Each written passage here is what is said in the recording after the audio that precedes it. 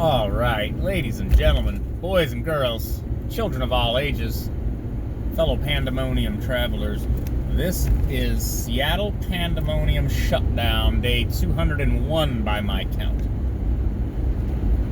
So, what's going on? What's going down? We're gonna see how it is today.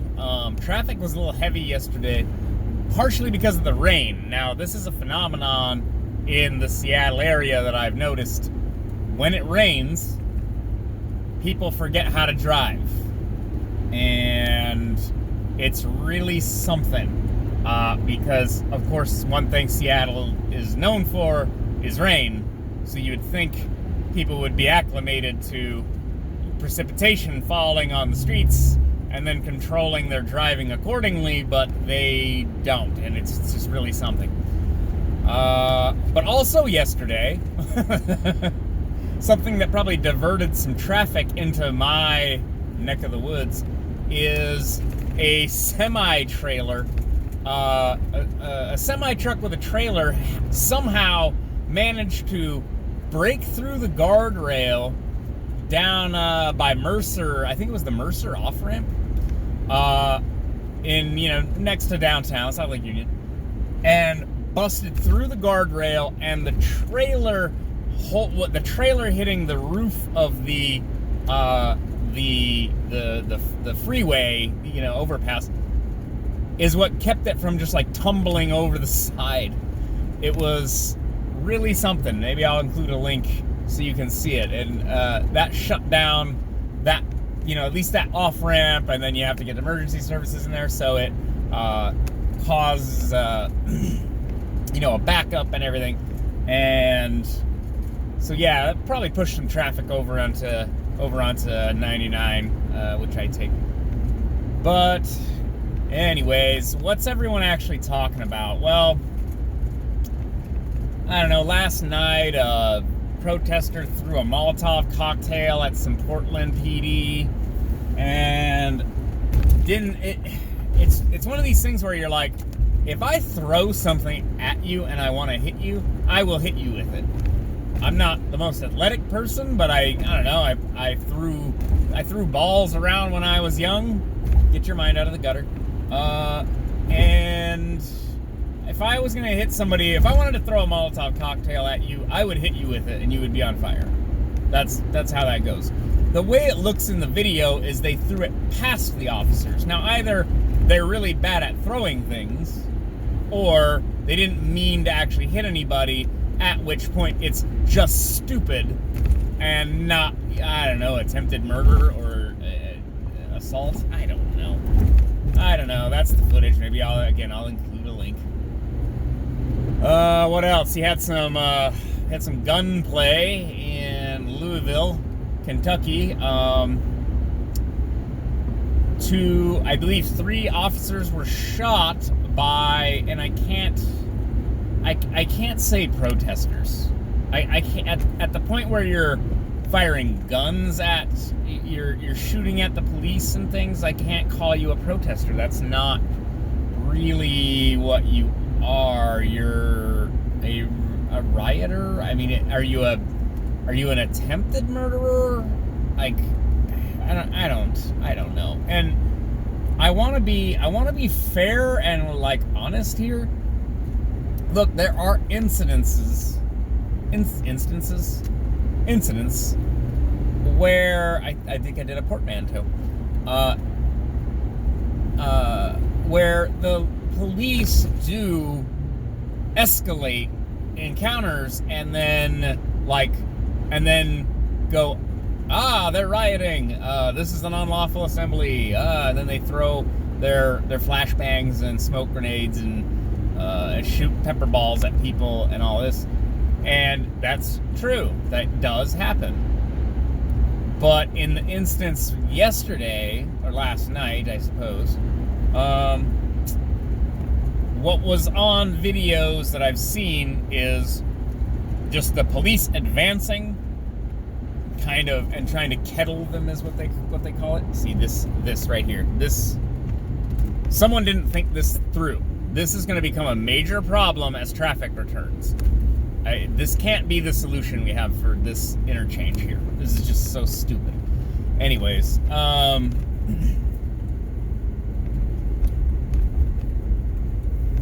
getting kettled, like the police sort of advance, they kind of, this is much better. This is like half as much traffic as it used to be. They sort of kettle them, they surround them, and then somebody was probably in the crowd, I'm gonna say had priors, and had a gun, knew that if they got arrested that there was no getting out, so they opened fire in order to make their escape and bust out of the police encirclement. That's what I think probably happened. It's not necessarily direct animus, lethal animus to the police. It's somebody who is already criminal not wanting to get in more trouble. So yeah, that's gonna lead to an escalation though, and this is we're in a tight spot here, guys. Like, I am trying to balance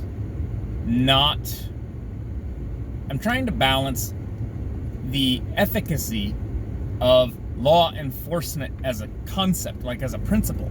Like, we have law, and if we're going to enforce the law, then we have to have law enforcement agents, or officers, if you will, who go out and arrest the citizenry. I've been over this a bunch of times, but arrest the citizenry and bring them before a judge, and we believe the judge, or a jury, will rule on the alleged crimes in a fair way, and punishment and justice will be dispensed, either exoneration or punishment for committing crimes.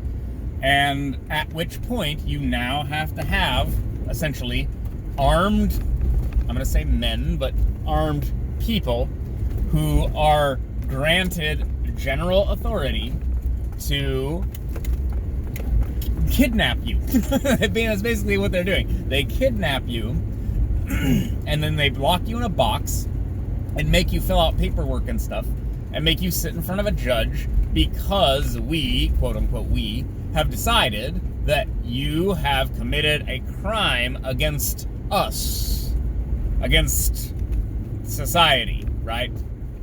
Now, I understand the function of this process. The issue is, the devil is in the details, as they say. So, Americans are heavily armed. Police do get shot during basic things like traffic stops because we are heavily armed. And I'm not sure if you've heard, but jail's not real fun, and people don't like going to jail. Oh, where are you? Oh, there you are.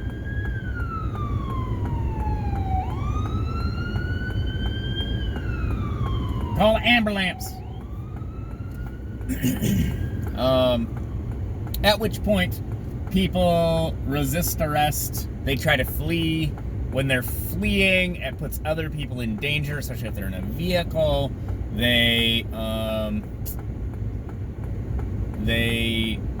willing to commit violence. I don't know, they take hostages and stuff. It gets ugly because, again, people don't like going to jail, especially if they've already been in jail. Yeah. So you then create armed conflict, at least on the part of the officers. Officers are armed, and they confront a suspect who may or may not be armed, but now there are multiple weapons on the scene because the officer is there. However, this idea of having, like, social workers or something, like, you can have a social worker aiding the encounter, but there are people who are just violent, and they're either having psychotic episode, they're on drugs, or they're just violent and they don't care, and they are not going to cooperate with a social worker. Is the social worker going to detain and arrest these people? Issue them a fine? Like, what are you... I believe what's going to happen is more like what's happening here in Seattle. Local businesses hired this group called excuse me,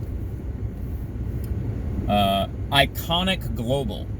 Now, Iconic Global is a private security firm, and they are armed, and they have lawyers and things to allow them to do things that, like, law enforcement aren't allowed to do. Like, they'll just pay out and stuff. Like, they don't care. They will try to run you over with their vehicles. And they are armed. They will brandish their guns at you. They will aim them at you. At some point, they will shoot you. They do not follow instructions from law enforcement because, again, they have lawyers that allow them to not listen to law enforcement, and they do whatever they want. Now, that is more like the future that we're looking at than some utopian community policing thing, like where suddenly crime disappears because the police aren't here anymore. It's just fascinatingly brain dead to me to see people try to make this argument that, like, the reason that bad neighborhoods are bad is because the police are there, not because there are criminals there. It's really something. Again, sort of utopian kind of nonsense. What's going on? Why are we having so many emergencies today, guys? What is this, a Thursday? Oh my god. Yeah, shooting in Louisville, people shooting police. There we go. We continue with the unrest. I don't see. I've gathered some more details from yesterday, and this really is a problem. And it is a problem of the internet age, the social media age. It's people spreading rumors, basically, like, again, I covered this yesterday a little bit. Breona Taylor was just sleeping in her bed and the police shot her and killed her. That's not what happened, by multiple different accounts. And that's why the officers weren't indicted. So now you have this problem of an angry mob believing in a narrative that is false and demanding justice that they can't get because the evidence doesn't bear out what it is that they're demanding. So they then will continuously have an excuse to riot and protest, quote unquote. And so there's no recourse for this. There is no solution. You're mad that the police did what they were told to do, and a guy shot at them, and they shot back, and killed it. Call it an innocent person. I mean, she shouldn't have been shot. She shouldn't be dead. And again, like I said yesterday, apparently it wasn't a no-knock raid. Apparently they knocked and announced themselves. That doesn't really help Breona out at all, because she's still dead. It is relevant in that we shouldn't probably do no-knock raids, but also in this instance, it wasn't a no-knock raid, and what happened is that an otherwise innocent person got caught up in the crossfire between an armed criminal and the police. And apparently, Ms. Taylor was involved in the drug trafficking, which is partially why her address was involved in this situation in the first place. That, again, is not a death sentence, but that is the situation. Like, that's why this all happened. So there are guilty parties on both sides, essentially, but why did this conflict happen in the first place? It's our militarized police enforcing the war on drugs. That's why this occurred in the first place. So I default back to we should reapproach our war on drugs situation. We should consider the de-escalation of the policing of the drug markets. However, if we loosen our grip on that, you will see a rise in drug use. And I can tell you, living in Seattle for, 13 years now, the drug use can have deleterious effects on the city itself and the population, the citizenry, and morale in general, etc., etc. So, we find ourselves in a unique situation. I don't know. I think that's all I got for you today. As per usual, whenever there's a shooting, I like to issue my grand moral proclamation that people shouldn't shoot each other. I know, it's crazy. It's pretty crazy. It might work. If people stopped shooting each other, the world might become a better place. Just saying. We could try it out. We could give it a shot and just see how it works, you know? Might go somewhere. Anyways, that's enough from me for Thursday. I'll talk to you guys later. Bye.